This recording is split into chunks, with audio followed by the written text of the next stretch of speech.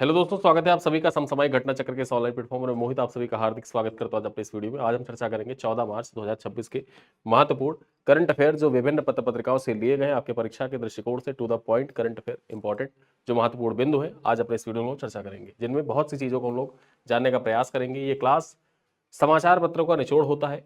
Daily देखा जाए शाम को 7:30 बजे वीडियो क्लास आपको मिलती है। इसमें UP PCS, BPSC, high court, RORO, लेखपाल, यूपीएसआई, यूपी पुलिस परीक्षा तथा अन्य एक दिवसीय परीक्षाओं के लिए जो महत्वपूर्ण समसामयिक घटनाक्रम होते हैं वो सब कुछ यहाँ पर प्रस्तुत किया जाता है समसामयिक घटना चक्र के द्वारा। देखा जाए तो प्रतिदिन शाम को 7:30 बजे वीडियो क्लास आती है। चलिए स्टार्ट करते हैं। जो भी महत्वपूर्ण करंट अफेयर पर चर्चा करेंगे उसके पूर्व मैं आपको बता दूं, यहाँ पर देखा जाए जो ये हमारी क्लास है इसको मासिक पैकेज के रूप में डिजाइन करके रखा गया है, जिस मासिक पैकेज को आप इस वीडियो के पिन कमेंट या फिर आप हमारी वेबसाइट पर जाकर जो वीडियो लेक्चर का सेक्शन है वहां पर हमारे मार्च महीने के कोर्स में आप एनरोल हो सकते हैं, जिसमें आपको बहुत सारी सुविधाएं भी मिलती हैं। चलिए स्टार्ट करते हैं। हमारी पहली खबर देखते हैं क्या है। पहली खबर है आहार 2026 का। आहार 2026 यानी कि ये जो आहार श्रृंखला है इसका 40वां संस्करण 2026 में भारत मंडपम नई दिल्ली में आयोजित किया जा रहा है। ठीक है, यहाँ पर देखते हैं 10 मार्च 2026 को केंद्रीय वाणिज्य एवं उद्योग मंत्री पीयूष गोयल ने आहार 2026 के 40वें संस्करण का उद्घाटन भारत मंडपम में नई दिल्ली में किया है। देखा जाए तो यह कार्यक्रम इंडिया ट्रेड प्रमोशन ऑर्गेनाइजेशन यानी कि ITPU के द्वारा आयोजित 5 दिवसीय अंतरराष्ट्रीय बिजनेस टू बिजनेस ट्रेड प्रदर्शनी है। ठीक है, ये जो आहार है, आहार प्रदर्शनी हर वर्ष इसको आयोजित किया जाता है। पिछले वर्ष भी आयोजित हुआ था और ये बिजनेस टू बिजनेस ट्रेड प्रदर्शनी है। किसके द्वारा आयोजित किया जाता है? तो इंडियन ट्रेड प्रमोशन ऑर्गेनाइजेशन के द्वारा इसको आयोजित किया जाता है। देखा जाए तो आहार एशिया का प्रमुख फूड प्रोसेसिंग और हॉस्पिटैलिटी इंडस्ट्रीज ट्रेड फेयर में से एक माना जाता है। इस वर्ष प्रदर्शनी में 17 देशों के लगभग 1800 प्रदर्शक पार्टिसिपेट कर रहे हैं। यहाँ पर देखा जाए इटली को पार्टनर कंट्री के रूप में बनाया गया है, जिससे इंडिया EU सहयोग को बढ़ावा मिलेगा। ठीक है, यहाँ पर देखा जाए जो इटली है ये है पार्टनर कंट्री आहार 2026 में। याद रखना है आपको, आहार 2026 में पार्टनर कंट्री कौन सा है? इटली है। कहां पर इसका आयोजन किया गया? जब भी आप याद रखिए ऐसे कॉन्फ्रेंस होते हैं ना, उनसे संबंधित सवाल यही पूछा जाता है, कहां हुआ। ठीक, संस्करण,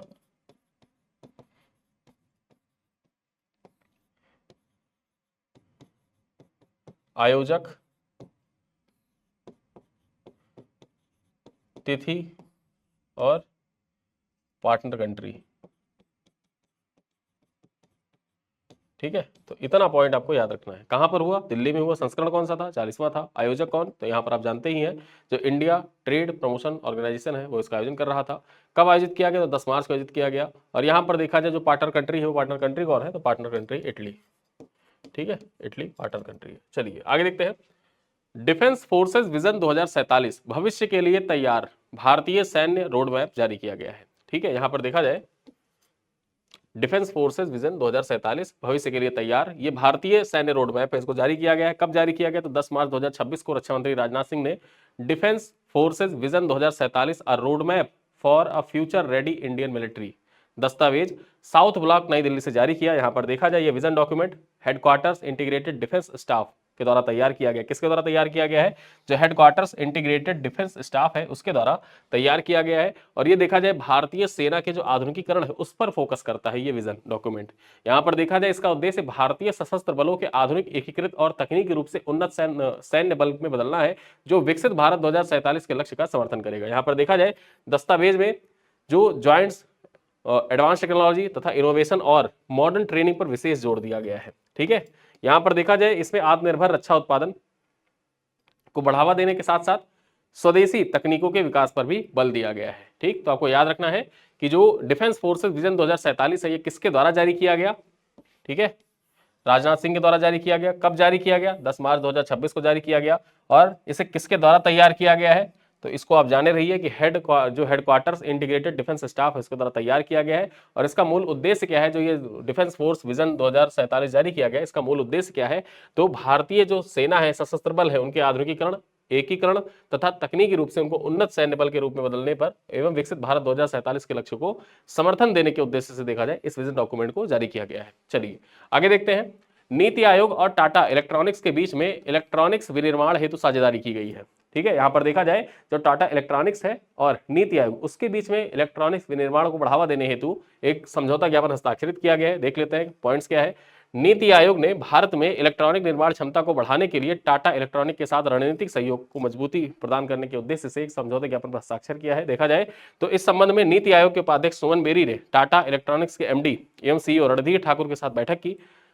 इस साझेदारी का उद्देश्य भारत के इलेक्ट्रॉनिक सेक्टर की वृद्धि तेज करना और घरेलू विनिर्माण क्षमताओं को मजबूती प्रदान करना है। पहल के माध्यम से इलेक्ट्रॉनिक्स मैन्युफैक्चरिंग में निवेश को बढ़ाना, तकनीकी क्षमता विकसित करना तथा भारत को वैश्विक निर्माण केंद्र के रूप में बढ़ावा देने पर जोर दिया जाएगा। यहाँ पर देखा जाए ये पहल जो मेक इन इंडिया पहल है, साथ ही साथ semiconductors and electronics manufacturing ecosystem को मजबूत करने की दिशा में एक महत्वपूर्ण कदम माना जा रहा है। जो नीति आयोग और टाटा इलेक्ट्रॉनिक्स के बीच में ये साझेदारी हुई है, ये मेक इन इंडिया के लिए बहुत महत्वपूर्ण हो जाता है। चलिए आगे देखते हैं। राष्ट्रीय राजमार्ग हरित आवरण सूचकांक 2025-26 की पहली वार्षिक रिपोर्ट जारी हुई है। अब ये पहली बार कोई रिपोर्ट जारी हुई है तो ये आपकी परीक्षा के लिए बहुत महत्वपूर्ण हो जाता है। ठीक है, जैसे 2025 जो जारी हुई थी FHI फिजिकल हेल्थ इंडेक्स, जो फिजिकल हेल्थ इंडेक्स है जारी हुआ था, वहां से आपके RO में सवाल पूछ लिया था। ठीक है, तो उसी प्रकार से देखा जाए ये आपके एग्जाम के दृष्टिकोण से बहुत महत्वपूर्ण हो जाता है। राष्ट्रीय राजमार्ग हरित आवरण सूचकांक 2025-26 ये आपके एग्जाम के दृष्टिकोण से बहुत महत्वपूर्ण है। सवाल आपकी परीक्षा में यहाँ से डायरेक्टली बन सकता है। देखते हैं। राष्ट्रीय राजमार्ग प्राधिकरण यानी कि NHAI के द्वारा NHAI ने राष्ट्रीय राजमार्गों के किनारे हरित आवरण के वैज्ञानिक आकलन करने हेतु पहली बार national highway green cover index 2025-26 की वार्षिक रिपोर्ट जारी की है। यह रिपोर्ट इसरो के नेशनल रिमोट सेंसिंग सेंटर के सहयोग से तैयार किया गया है। किसके सहयोग से? तो इसरो का जो नेशनल रिमोट सेंसिंग सेंटर है उसके सहयोग से NHAI के द्वारा तैयार किया गया पहला रिपोर्ट है। और यहां पर इस रिपोर्ट के अंदर कवर क्या किया गया है कि जो राष्ट्रीय राजमार्ग है उनके किनारे जो हरित आवरण है उनका आकलन प्रस्तुत किया गया है। ठीक है, सैटेलाइट सेंसर के द्वारा यहां पर देखा जाए क्लोरोफिल कंटेंट के विश्लेषण पर राजमार्ग राइट्स ऑफ वे, ठीक है, क्षेत्र में हरित आवरण का प्रतिशत मापा जाता है। पहले आकलन में लगभग 30,000 किलोमीटर राष्ट्रीय राजमार्ग तथा 24 राज्यों के शामिल किया गया। यहां पर देखा जाए ये आंकड़ा जो प्रस्तुत किया गया है ये जुलाई से लेकर दिसंबर 2024 तक का आंकड़ा इस बार प्रस्तुत किया गया। 2025-26 की जो रिपोर्ट है उसमें आंकड़े जुलाई से दिसंबर 2024 तक के हैं। यहां पर देखा जाए ये पहल जनवरी 2024 में NHAI तथा NRCS के 3 वर्षीय MOU के अंतर्गत शुरू की गई, जिससे हरित आवरण की निगरानी तुलनात्मक रूप से और सुधार संभव होगा। ठीक है, यानी कि जो राष्ट्रीय राजमार्ग है उनके अंतर्गत देखा जाए 24 राज्यों के 30,000 किलोमीटर को कवर किया गया। डाटा यहां पर देखा जाए तो जुलाई से दिसंबर के बीच का डाटा दिया गया और ये सैटेलाइट सेंसर के माध्यम से जो राजमार्ग है उनके किनारे जो हरित आवरण होता है उनका यहां पर देखा जाए मापन किया गया है। ठीक है, और ये रिपोर्ट किसके द्वारा तैयार की गई है? तो NHAI के द्वारा तैयार की गई। किसके सहयोग से? तो इसरो का जो नेशनल रिमोट सेंसिंग सेंटर है इसके सहयोग से। चलिए आगे देखते हैं। प्रख्यात इतिहासकार प्रोफेसर हरमन कुलके का निधन हो गया है। ठीक है, प्रोफेसर हरमन कुलके का निधन हो गया है। ये जर्मन मूल के देखा जाए प्रसिद्ध इतिहासकार थे। ठीक, ये ओडिशा में रहते थे, जर्मन मूल के थे। जर्मन मूल के प्रसिद्ध इतिहासकार प्रोफेसर हरमन कुलके का 87 वर्ष की आयु में निधन हो गया। उन्होंने ओडिशा के धार्मिक, राजनैतिक और सांस्कृतिक इतिहास पर कई दशकों तक महत्वपूर्ण शोध किया था। देखा जाए तो उनकी 1975 में प्रसिद्ध thesis Jagannath cult and Gajapati kingship विश्व भर में चर्चित रही। ठीक है, याद रखिएगा, Jagannath cult and the Gajapati kingship ये किताब किसके द्वारा लिखी गई थी? तो ये किताब हरमन कुलके के द्वारा लिखी गई थी, जो जर्मन मूल के इतिहासकार थे और उड़ीसा के ऊपर देखा जाए उड़ीसा के धार्मिक, राजनैतिक एवं सांस्कृतिक इतिहास पर उन्होंने कई दशकों तक शोध भी किया था और बहुत सारे थीसिस लिखे थे। उन एक थीसिस में देखा जाए तो ये Jagannath cult and Gajapati kingship विश्व भर में चर्चित है। देखा जाए वे जर्मन रिसर्च काउंसिल समर्थित उड़ीसा रिसर्च प्रोजेक्ट के संस्थापक सदस्यों में से एक थे। उन्होंने यहाँ पर देखा जाए हेंडेलबर्ग यूनिवर्सिटी में लगभग 21 वर्ष तक तथा केल यूनिवर्सिटी में प्रोफेसर के रूप में कार्य किया था। भारत सरकार ने 2010 में उनको पद्मश्री से सम्मानित भी किया था, यानी कि 2010 में इनको पद्मश्री से सम्मानित भी किया जा चुका है। तो आपको याद रखना है कि प्रोफेसर हरमन कुलके जिनका हाल ही में निधन हो गया, इनका संबंध किस देश से था? जर्मनी से था। और ये पेशे से क्या थे? इतिहासकार थे। कहाँ के देखा जाए किस राज्य को बेसिकली उन्होंने फोकस किया था? तो उड़ीसा के धार्मिक, राजनीतिक, सांस्कृतिक इतिहास को फोकस किया था। और इनकी प्रसिद्ध जो थीसिस है उस थीसिस का नाम याद रखिए, Jagannath cult and Gajapati kingship. चलिए आगे देखते हैं। US space and rocket centre की पूर्व CEO डेबोरा बार्नहार्ट का निधन हो गया है। यहां पर देखा जाए 11 मार्च 2026 को US space and rocket centre की पूर्व CEO डेबोरा बार्नहार्ट का 73 वर्ष की आयु में निधन हो गया है। उन्होंने 2010 से 2019 तक लगभग 9 वर्षों तक इस केंद्र का नेतृत्व किया था। चर्चा करें इससे पहले 1986 से 1990 तक स्पेस कैंप की डायरेक्टर भी रही थी। जो डेबोरा बॉर्नहार्ट है, डेबोरा बॉर्नहार्ट अमेरिकी नौसेना की सेवानिवृत्त कैप्टन थी और जहाजों पर सेवा देने की शुरुआती महिलाओं में से सम्मिलित थी। देखा जाए तो अपने करियर में उन्होंने कई सम्मान मिले, जिनमें से नासा का डिस्टिंग्विश्ड पब्लिक सर्विस मेडल भी सम्मिलित था। ठीक है, नासा के द्वारा इनको सम्मानित भी किया जा चुका है। आगे देखते हैं, बीसीसीआई का वार्षिक पुरस्कार 2026 की घोषणा की गई। बीसीसीआई के द्वारा, जो बीसीसीआई है इसके द्वारा देखा जाए तो वार्षिक पुरस्कारों की घोषणा कर दी गई है। चर्चा करते हैं, 12 मार्च 2026 को भारतीय क्रिकेट कंट्रोल बोर्ड यानी कि जो board of control for cricket in India, BCCI का पूर्ण रूप जाने रही है, क्या है? Board of control for cricket in India है बीसीसीआई का पूर्ण रूप। ठीक है, भारतीय क्रिकेट कंट्रोल बोर्ड, आप हिंदी में समझते हैं, हिंदी में जानते हैं, बीसीसीआई करते हैं, तो आप जाने रहिए कि हिंदी में फुल फॉर्म मतलब इंग्लिश में फुल फॉर्म क्या है इसका। जो बीसीसीआई है उसका फुल फॉर्म क्या है? Board of control for cricket in India. ठीक है, इसके द्वारा 12 मार्च को जो एनुअल अवार्ड है उनकी घोषणा की गई है। यहां पर देखा जाए तो शुभमन गिल को उनके शानदार प्रदर्शन के लिए क्रिकेटर ऑफ द ईयर पुरस्कार से सम्मानित किया गया है। क्रिकेटर ऑफ द ईयर का पुरस्कार किसको दिया गया है? तो ये अवार्ड दिया गया शुभमन गिल को। यहां पर देखा जाए, वहीं पर भारतीय जो खिलाड़ी है, पूर्व खिलाड़ी एवं कोच राहुल द्रविड़ को, पूर्व कोच एवं भारतीय पूर्व खिलाड़ी जो राहुल द्रविड़ है, इनको colonel CK Naidu lifetime achievement award से सम्मानित किया गया है। ये पॉइंट आप याद रखिएगा, आपके एग्जाम के लिए महत्वपूर्ण हो जाता है कि colonel CK Naidu lifetime achievement award 2026 में बीसीसीआई के द्वारा किसको दिया गया है? राहुल द्रविड़ को दिया गया है। चलिए आगे देखते हैं, जो यहां पर देखा जाए आयुष मात्रे है। ठीक है, आयुष मात्रे को लाला अमरनाथ अवार्ड से सम्मानित किया गया है। वे अंडर 19 जो T20 विश्व कप था उसके देखा जाए तो कोच रहे थे। ठीक है, अंडर 19 टीम के यहां पर देखा जाए कप्तान रहे थे, कोच नहीं, कप्तान। ठीक है, आगे देखते हैं, भारतीय महिला टीम की पूर्व कप्तान मिताली राज को लाइफ टाइम अचीवमेंट अवार्ड से सम्मानित किया गया। इनको लाइफ टाइम अचीवमेंट अवार्ड दिया गया, किसको? मिताली राज को। यहां पर देखा जाए जो बीसीसीआई अवार्ड सेरेमनी है वो कब होगी? तो 15 मार्च 2026 को आयोजित किया जाएगा। ठीक है, 15 मार्च को आयोजित किया जाएगा, वहीं पर देखा जाए ये पुरस्कार प्रदान किए जाएंगे। आगे देखते हैं, आईएनएस त्रिकंद मॉरिशस के 58वें राष्ट्रीय दिवस समारोह में सम्मिलित होगा। जो आईएनएस त्रिकंद है ये मॉरिशस के 58वें राष्ट्रीय दिवस समारोह में सम्मिलित होगा। 13 मार्च 2026 को भारतीय नौसेना के युद्धपोत आईएनएस त्रिकंद मॉरिशस के 58वें राष्ट्रीय दिवस समारोह में पार्टिसिपेट करेगा। यहाँ पर देखा जाए 11 मार्च 2026 को यह जहाज पोर्ट लुइस मॉरिशस पहुंचा था। समारोह में आईएनएस त्रिकंद का मार्चिंग कंटिजेंट, नेवल बैंड एवं हेलीकॉप्टर नेशनल डे परेड में भी हिस्सा लिया इसने। ठीक है, यहाँ पर देखा जाए इस दौरान commanding officer captain Sachin Kulkarni ने मॉरिशस सरकार तथा मॉरिशस कोस्ट गार्ड के अधिकारियों से मुलाकात भी की थी। आईएनएस त्रिकंद जो है ये भारतीय नौसेना की तलवार श्रेणी का स्टील्थ गाइडेड मिसाइल फ्रिगेट है, जिसे 29 जून 2013 को नौसेना में सम्मिलित किया गया था। ये जो आईएनएस त्रिकंद है ये बेसिकली क्या है? ये नौसेना का तलवार कैटेगरी का, जो तलवार श्रेणी है, तलवार क्लास है, तलवार क्लास का ये स्टील्थ गाइडेड मिसाइल फ्रिगेट है। ठीक है, स्टील्थ गाइडेड मिसाइल फ्रिगेट है। यहां पर देखा जाए 29 जून 2013 को इसको नौसेना में सम्मिलित किया गया था। चलिए आगे देखते हैं, हमारी अगली खबर क्या है? Agri food systems global conference 2026 का उद्घाटन। यहां पर देखा जाए 12 मार्च 2026 को राष्ट्रपति द्रौपदी मुर्मू ने agri food systems global conference 2026 का उद्घाटन नई दिल्ली में किया था। यह सम्मेलन ICAR कन्वेंशन सेंटर नई दिल्ली में आयोजित किया गया था। सम्मेलन का थीम क्या था? प्रगति बढ़ाना, नई ऊंचाई छूना, ये इसका थीम था। ठीक है, थीम याद रखिएगा कि agri food system global conference 2026 का जो थीम था वो थीम क्या था? थीम था प्रगति बढ़ाना, नई ऊंचाइयों को छूना। देखा जाए तो इस अवसर पर केंद्रीय कृषि एवं कल्याण मंत्री शिवराज सिंह चौहान भी उपस्थित थे। सम्मेलन का उद्देश्य महिला किसानों को प्रोत्साहित करना, कृषि में नवाचार और वैश्विक सहयोग को बढ़ावा देना था। इसमें वैज्ञानिक, नीति निर्माताओं, उद्योग प्रतिनिधियों, स्टार्टअप्स तथा महिला किसानों सहित 700 से अधिक प्रतिभागियों ने पार्टिसिपेट किया था।